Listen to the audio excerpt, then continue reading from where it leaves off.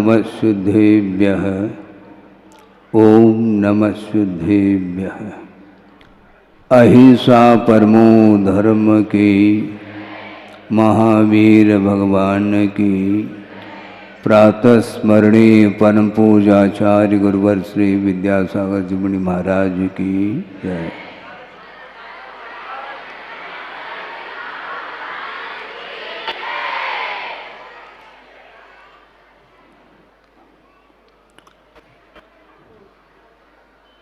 विभिन्न देशों में परस्पर में परोपकार के भाव नहीं होने के कारण एक दूसरे के ऊपर अधिकार स्थापित करने का एक प्रयत्न कर रहा है। एक दूसरे को जीतने के लिए दूसरे को हराने के लिए न जाने कौन कौन से आविष्कार किए हैं, और सारा आविष्कार वह विश्व को बनाने के लिए नहीं, विश्व को समाप्त करने का उनका उद्देश्य रहा होगा। अन्यथा एक एक मिसाइल जिसको बोलते हैं, जिसका प्रयोग करते हैं और हजारों किलोमीटर जाकर के ऐसा निशाना साध करके वो छोड़ देते हैं जिसके माध्यम से पूरा का पूरा वह देश समाप्त हो जाता है। और देश को समाप्त करने के लिए जो कुछ भी ज्ञान का प्रयोग उन्होंने किया है, उसको आगमकारों ने ज्ञान नहीं कहा, बल्कि उसको कुश्रुत कहा है। वह दुश्रुति का प्रतिफल है। जिस कोई भी आधार, किसी भी आधार को लेकर के उन्होंने जो इस प्रकार के आविष्कार किए हैं, वो दूसरे को समाप्त करने का उद्देश्य उनके हृदय में रहा, ये निश्चित बात है। अन्यथा इस प्रकार का वह कार्य नहीं हो सकता है। किंतु आचार्य महाराज ने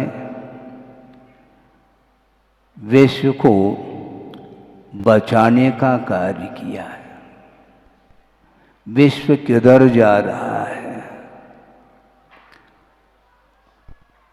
पढ़ाया जाता है यूनिवर्सिटी, कॉलेज, स्कूल इत्यादि में, किंतु वह भी ज्ञान है, किंतु वह ज्ञान आत्म तत्व को दिखाने में सक्षम नहीं है।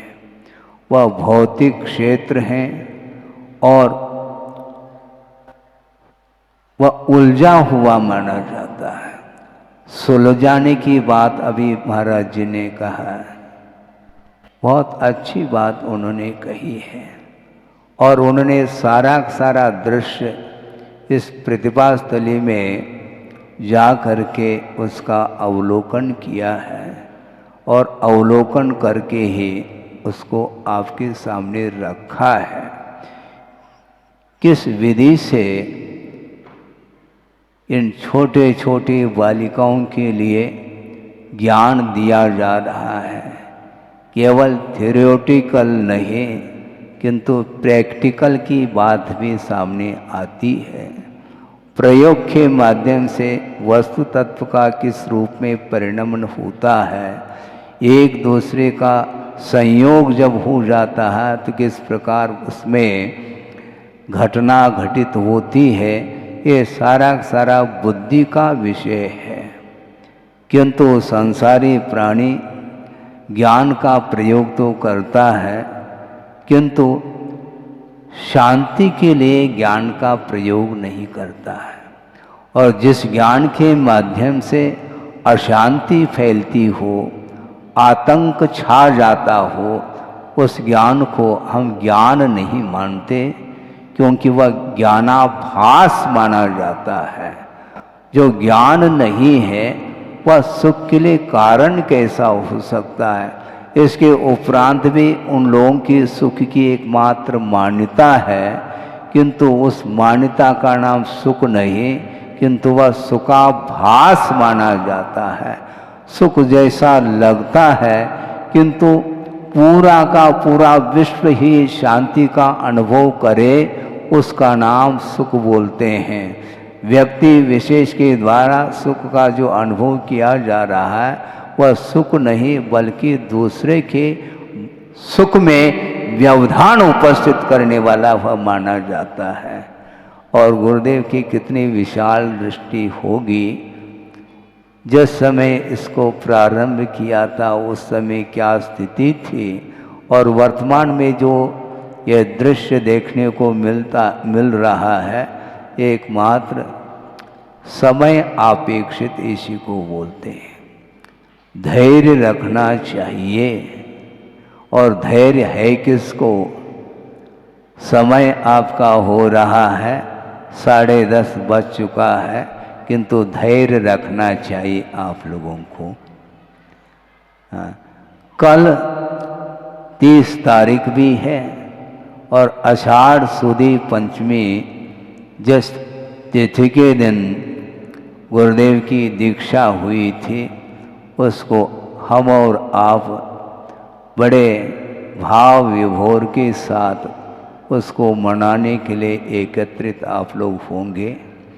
आज संक्षेप में यह विषय आपके सामने रख रहा हूँ कि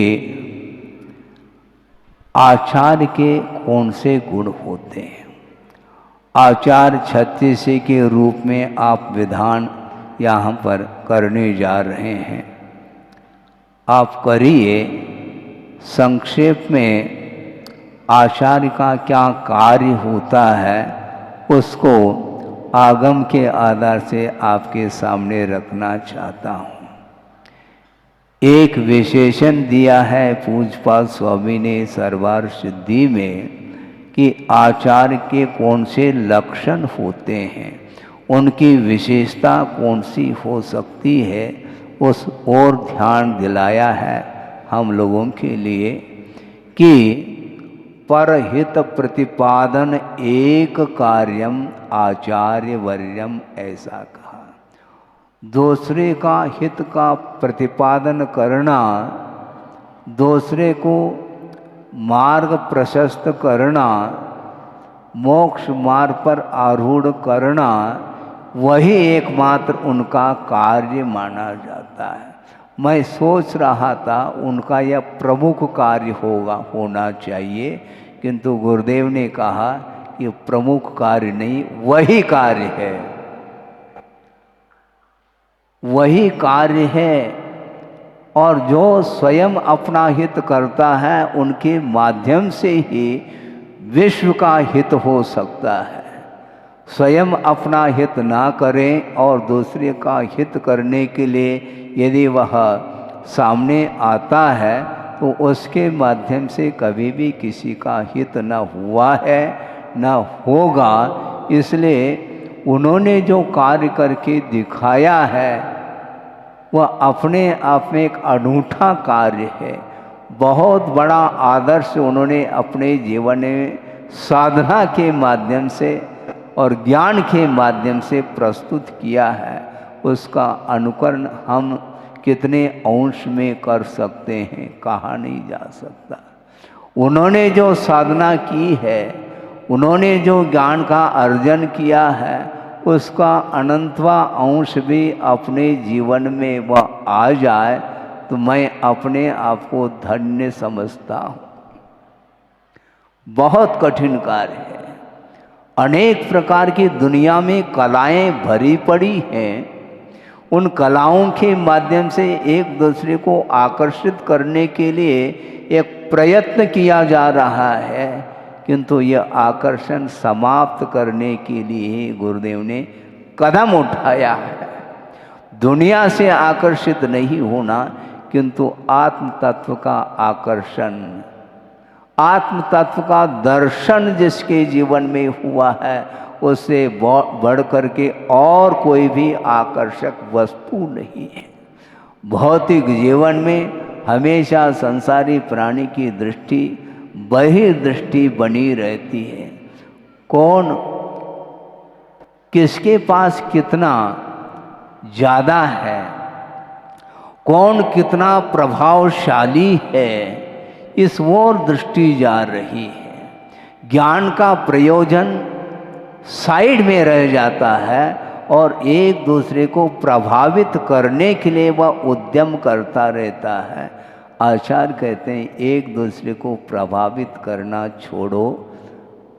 जिस ज्ञान के माध्यम से आत्मा प्रभावित हो उसी को सम्यक ज्ञान कहा है।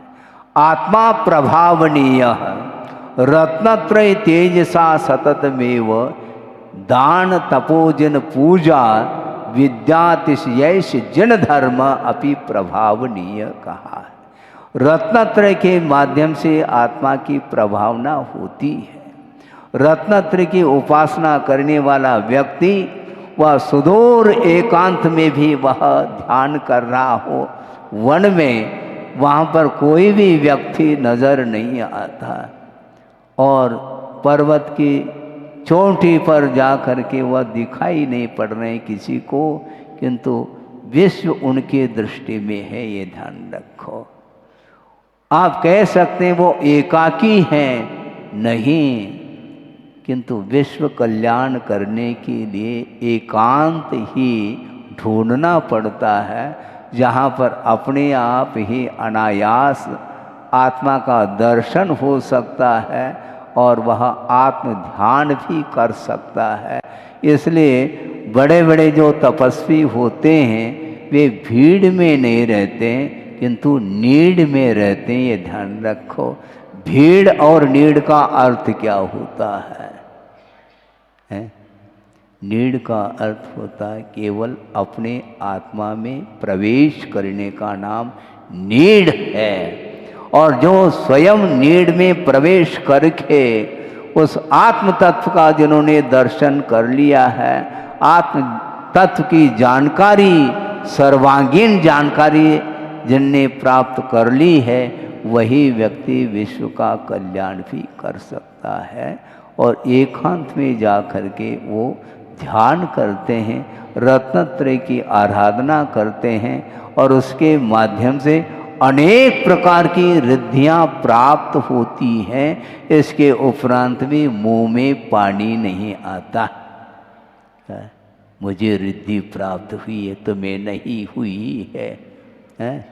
छोटे बच्चों में प्राय करके ये देखने में आता, यहाँ की बात नहीं कर रहा हूँ क्योंकि ये बच्चे भी प्रौढ़ है। चौथी कक्षा की भी छात्रा क्यों न हो, यहाँ पर धार्मिक संस्कार मिलने के फलस्वरूप प्रौढ़ता का अनुभव कर रही है।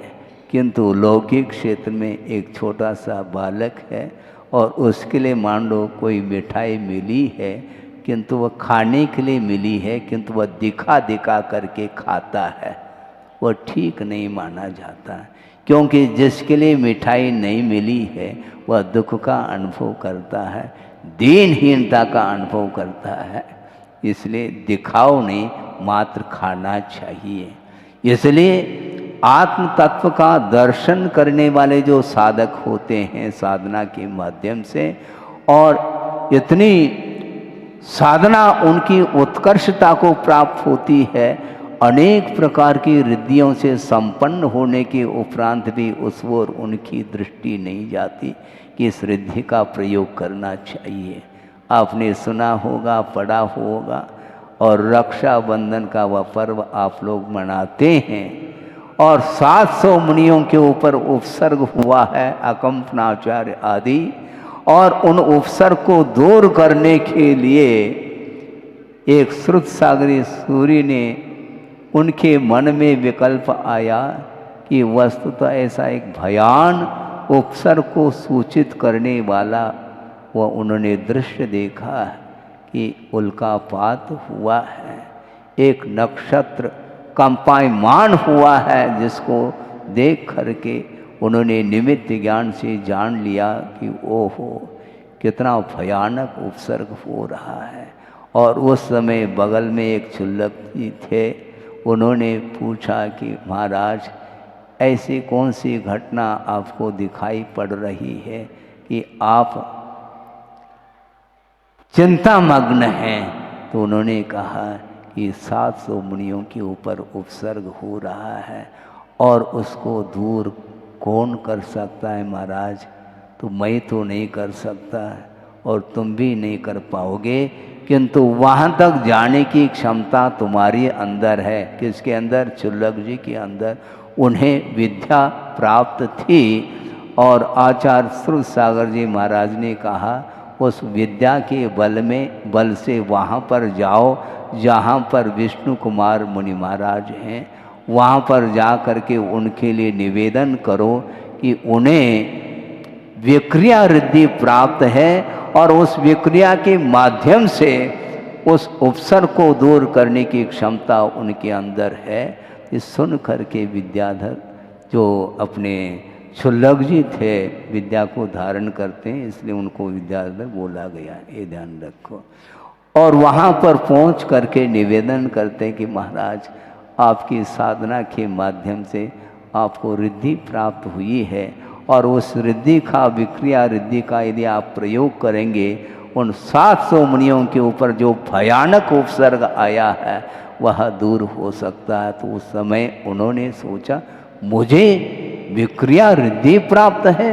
हाँ, आपको प्राप्त है महाराज। अब सोचो हम थोड़ी सी साधना करते नहीं, इसका क्या फल मिलता है महाराज? इसका क्या फल मिलता है महाराज? हमारे सामने फल ही लटकता रहता है, इसलिए फल कुछ भी नहीं निकलता। परिणाम की ओर दृष्टि नहीं रखना चाहिए। परिणामों में पवित्रता आ जाए तो निश्चित रूप से परिणाम,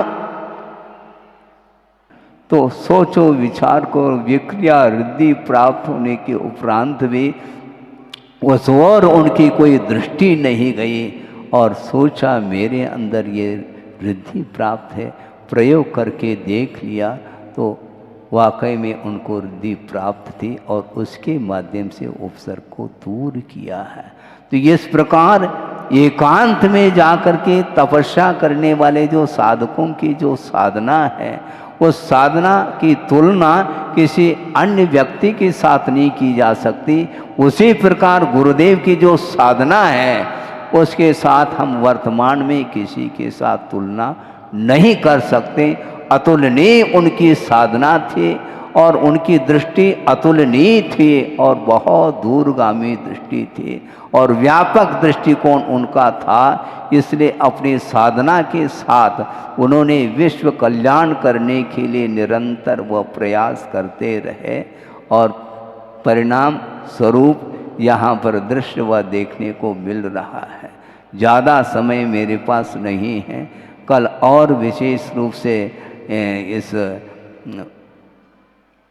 पुनीत जो अवसर आने वाला है दीक्षा दिवस के उपलक्ष्य में, उसमें हम और बैठ करके गुरुदेव को और याद करेंगे। सोचो विचार करो, कुछ ही समय पूर्व में, ज़्यादा समय नहीं हुआ और उस समय यहाँ पर 2001 में तिलवारा घाट में गुरुदेव ने चातुर्मास किया संघ सहित। उस समय मैं भी था उपस्थित और यहाँ पर कुछ भी दिखाई नहीं पड़ता था, पूरा का पूरा यह जंगल था, वन जिसको बोलते हैं, किंतु इसको उपवन बनाया है। हाँ, यह वन था किंतु यह ऐसा लगता है कोई नगर ही बसा दिया हो। बड़े बड़े जो बिल्डिंग हैं वो बिल्डिंग सोने के लिए नहीं है, ध्यान रखो। वहाँ पर जाओगे तो सोना बरसेगा। हाँ, वहाँ पर सोने के लिए नहीं किंतु विद्या अध्ययन करके धार्मिक संस्कार को प्राप्त करने के लिए एक निर्माण किया गया है और वह आज सभी को देखने को मिल रहा है।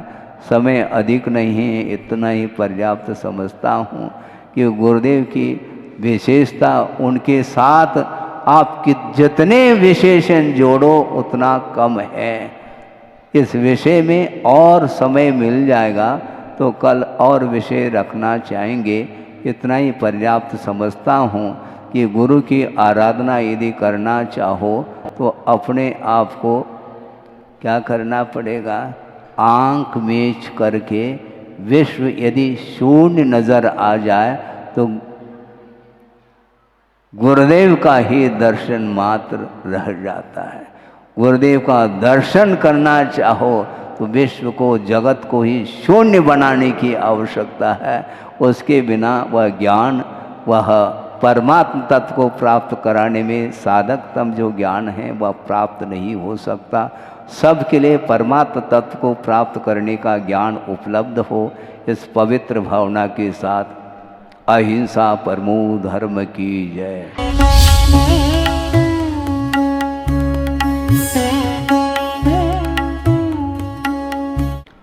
अहिंसा परमो धर्म की, महावीर भगवान की। प्रातः स्मरणीय परम पूजाचार्य गुरुवर श्री विद्यासागर जी मुनि महाराज की जय।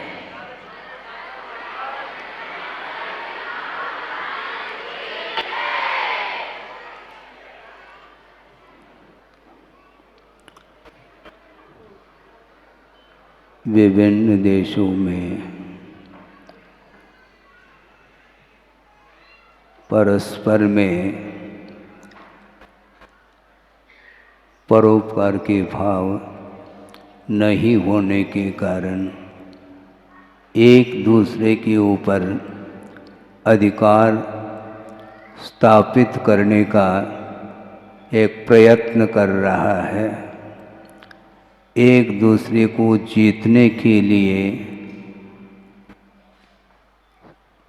दूसरे को हराने के लिए न जाने कौन कौन से आविष्कार किए हैं, और सारा आविष्कार वह विश्व को बनाने के लिए नहीं, विश्व को समाप्त करने का उनका उद्देश्य रहा होगा।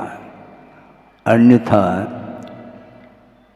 एक एक मिसाइल जिसको बोलते हैं, जिसका प्रयोग करते हैं और हजारों किलोमीटर जाकर के ऐसा निशाना साध करके वो छोड़ देते हैं जिसके माध्यम से पूरा का पूरा वह देश समाप्त हो जाता है। और देश को समाप्त करने के लिए जो कुछ भी ज्ञान का प्रयोग उन्होंने किया है उसको आगमकारों ने ज्ञान नहीं कहा, बल्कि उसको कुश्रुत कहा है। वह दुश्रुति का प्रतिफल है। जिस कोई भी आधार, किसी भी आधार को लेकर के उन्होंने जो इस प्रकार के आविष्कार किए हैं वो दूसरे को समाप्त करने का उद्देश्य उनके हृदय में रहा, ये निश्चित बात है। अन्यथा इस प्रकार का वह कार्य नहीं हो सकता है। किंतु आचार्य महाराज ने विश्व को बचाने का कार्य किया है। विश्व किधर जा रहा है? पढ़ाया जाता है यूनिवर्सिटी, कॉलेज, स्कूल इत्यादि में, किंतु वह भी ज्ञान है, किंतु वह ज्ञान आत्म तत्व को दिखाने में सक्षम नहीं है। वह भौतिक क्षेत्र हैं और वह उलझा हुआ माना जाता है। सुलझाने की बात अभी महाराज जी ने कहा, बहुत अच्छी बात उन्होंने कही है। और उन्होंने सारा दृश्य इस प्रतिभा स्थली में जा करके उसका अवलोकन किया है और अवलोकन करके ही उसको आपके सामने रखा है किस विधि से इन छोटे छोटे बालिकाओं के लिए ज्ञान दिया जा रहा है। केवल थ्योरेटिकल नहीं किंतु प्रैक्टिकल की बात भी सामने आती है। प्रयोग के माध्यम से वस्तु तत्व का किस रूप में परिणमन होता है, एक दूसरे का संयोग जब हो जाता है तो किस प्रकार उसमें घटना घटित होती है, ये सारा सारा बुद्धि का विषय है। किंतु संसारी प्राणी ज्ञान का प्रयोग तो करता है किंतु शांति के लिए ज्ञान का प्रयोग नहीं करता है। और जिस ज्ञान के माध्यम से अशांति फैलती हो, आतंक छा जाता हो, उस ज्ञान को हम ज्ञान नहीं मानते क्योंकि वह ज्ञानाभास माना जाता है। जो ज्ञान नहीं है वह सुख के लिए कारण कैसा हो सकता है। इसके उपरांत भी उन लोगों की सुख की एकमात्र मान्यता है किंतु उस मान्यता का नाम सुख नहीं किंतु वह सुखाभास माना जाता है। सुख जैसा लगता है किंतु पूरा का पूरा विश्व ही शांति का अनुभव करे, उसका नाम सुख बोलते हैं। व्यक्ति विशेष के द्वारा सुख का जो अनुभव किया जा रहा है वह सुख नहीं बल्कि दूसरे के सुख में व्यवधान उपस्थित करने वाला वह माना जाता है। और गुरुदेव की कितनी विशाल दृष्टि होगी। जिस समय इसको प्रारंभ किया था उस समय क्या स्थिति थी और वर्तमान में जो यह दृश्य देखने को मिल रहा है, एकमात्र समय अपेक्षित इसी को बोलते हैं। धैर्य रखना चाहिए और धैर्य है किसको। समय आपका हो रहा है, 10:30 बज चुका है किंतु धैर्य रखना चाहिए आप लोगों को। कल 30 तारीख भी है और आषाढ़ सुदी पंचमी जिस तिथि के दिन गुरुदेव की दीक्षा हुई थी उसको हम और आप बड़े भाव विभोर के साथ उसको मनाने के लिए एकत्रित आप लोग होंगे। आज संक्षेप में यह विषय आपके सामने रख रहा हूँ कि आचार्य के कौन से गुण होते हैं। आचार्य 36 के रूप में आप विधान यहाँ पर करने जा रहे हैं। आप करिए। संक्षेप में आचार्य का क्या कार्य होता है उसको आगम के आधार से आपके सामने रखना चाहता हूँ। भौतिक जीवन में हमेशा संसारी प्राणी की दृष्टि बहिर्दृष्टि बनी रहती है। कौन किसके पास कितना ज़्यादा है, कौन कितना प्रभावशाली है, इस ओर दृष्टि जा रही है। ज्ञान का प्रयोजन साइड में रह जाता है और एक दूसरे को प्रभावित करने के लिए वह उद्यम करता रहता है। आचार्य कहते हैं एक दूसरे को प्रभावित करना छोड़ो।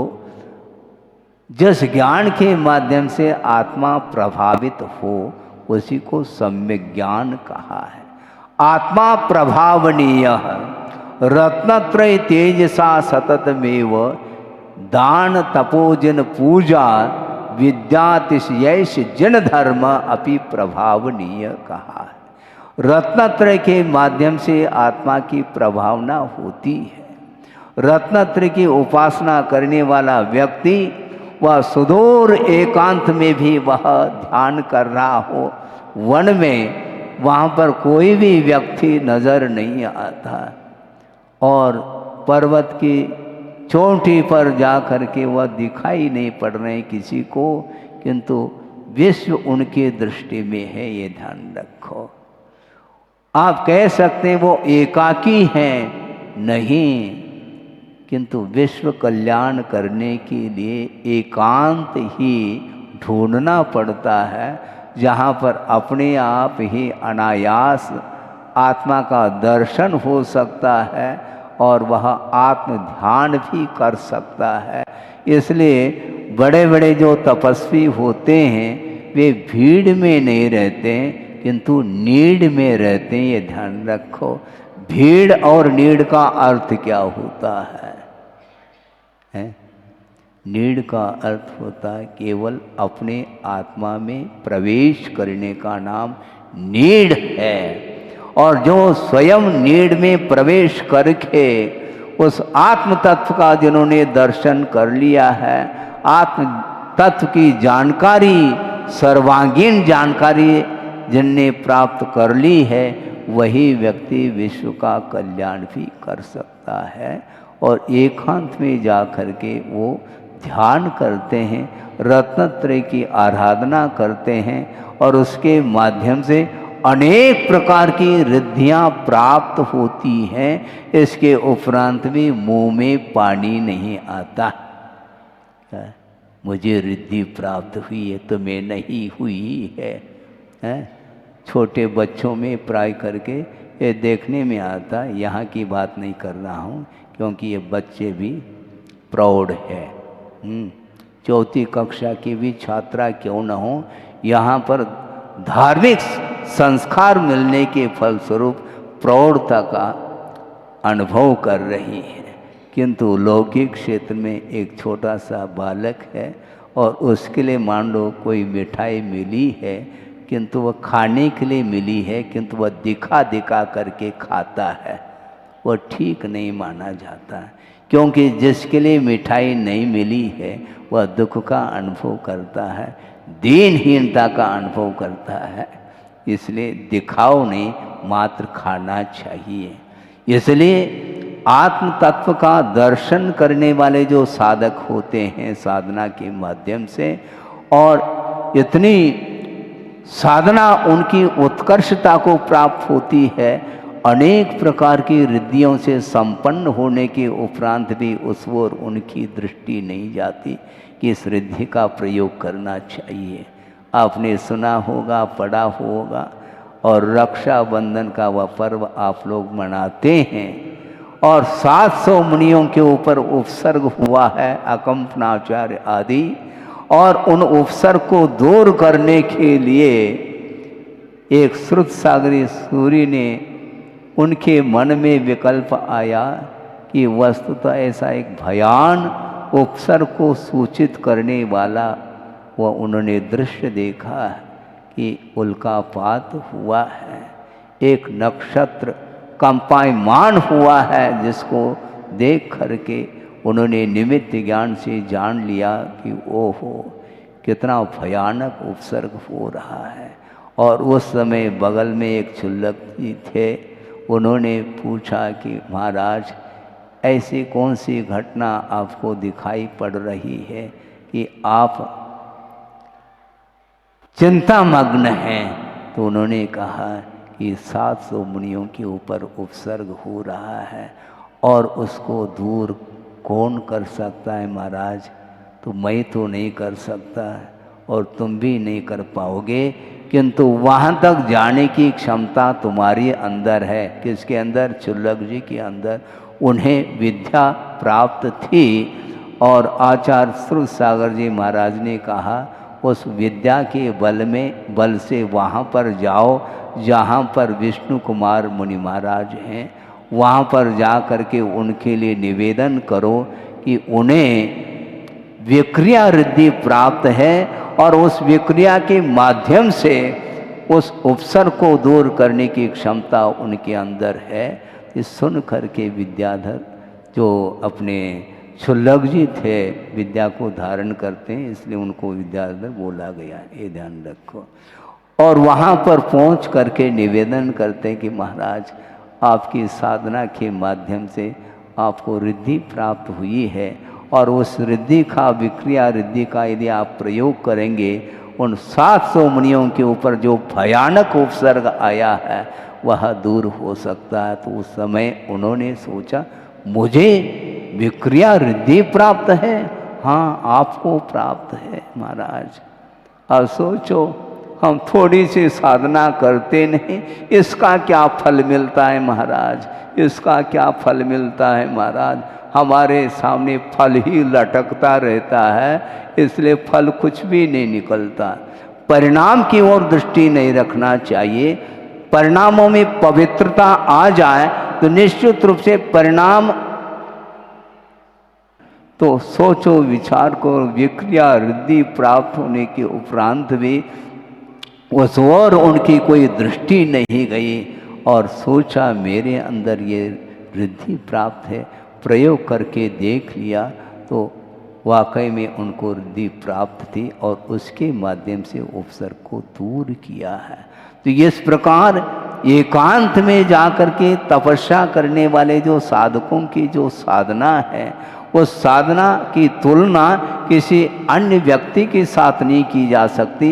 उसी प्रकार गुरुदेव की जो साधना है उसके साथ हम वर्तमान में किसी के साथ तुलना नहीं कर सकते। अतुलनीय उनकी साधना थी और उनकी दृष्टि अतुलनीय थी और बहुत दूरगामी दृष्टि थी और व्यापक दृष्टिकोण उनका था। इसलिए अपनी साधना के साथ उन्होंने विश्व कल्याण करने के लिए निरंतर वह प्रयास करते रहे और परिणाम स्वरूप यहाँ पर दृश्य वह देखने को मिल रहा है। ज़्यादा समय मेरे पास नहीं है, कल और विशेष रूप से इस पुनीत जो अवसर आने वाला है दीक्षा दिवस के उपलक्ष्य में, उसमें हम और बैठ करके गुरुदेव को और याद करेंगे। सोचो विचार करो, कुछ ही समय पूर्व में, ज़्यादा समय नहीं हुआ, और उस समय यहाँ पर 2001 में तिलवारा घाट में गुरुदेव ने चातुर्मास किया संघ सहित। उस समय मैं भी था उपस्थित और यहाँ पर कुछ भी दिखाई नहीं पड़ता था, पूरा का पूरा यह जंगल था, वन जिसको बोलते हैं, किंतु इसको उपवन बनाया है। हाँ, यह वन था किंतु यह ऐसा लगता है कोई नगर ही बसा दिया हो। बड़े बड़े जो बिल्डिंग हैं वो बिल्डिंग सोने के लिए नहीं, ध्यान रखो, वहाँ पर जाओगे तो सोना बरसेगा। हाँ, वहाँ पर सोने के लिए नहीं, किंतु विद्या अध्ययन करके धार्मिक संस्कार को प्राप्त करने के लिए एक निर्माण किया गया है और वह आज सभी को देखने को मिल रहा है। समय अधिक नहीं है, इतना ही पर्याप्त समझता हूँ कि गुरुदेव की विशेषता, उनके साथ आप जितने विशेषण जोड़ो उतना कम है। इस विषय में और समय मिल जाएगा तो कल और विषय रखना चाहेंगे। इतना ही पर्याप्त समझता हूँ कि गुरु की आराधना यदि करना चाहो तो अपने आप को क्या करना पड़ेगा, आंख मीच करके विश्व यदि शून्य नज़र आ जाए तो गुरुदेव का ही दर्शन मात्र रह जाता है। गुरुदेव का दर्शन करना चाहो तो विश्व को, जगत को ही शून्य बनाने की आवश्यकता है। उसके बिना वह ज्ञान, वह परमात्म तत्व को प्राप्त कराने में साधकतम जो ज्ञान है वह प्राप्त नहीं हो सकता। सबके लिए परमात्म तत्व को प्राप्त करने का ज्ञान उपलब्ध हो, इस पवित्र भावना के साथ अहिंसा परमो धर्म की जय।